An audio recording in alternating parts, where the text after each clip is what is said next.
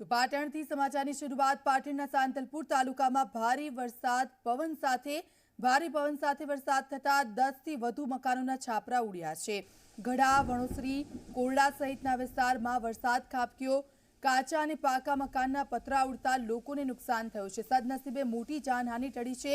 પાટણના આ દ્રશ્યો છે। ભારે પવન ફૂંકાતા લોકોને હાલાકીનો સામનો કરવો પડ્યો। ભારે પવન સાથે વરસાદ લોકોના ઘરોના પતરા ઉડી ગયા અને કાચા અને પાકા મકાનના પતરા ઉડતા લોકોને નુકસાન થયું છે।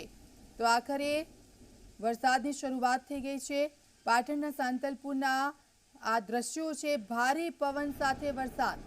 પ્રેમલ અમારી સાથે જોડાઈ ગયા છે। પ્રેમલ, ભારે પવન સાથે વરસાદ પાટણના સાંતલપુરમાં કેટલાક ઘરોને પણ નુકસાન થયું છે, શું વિગતો?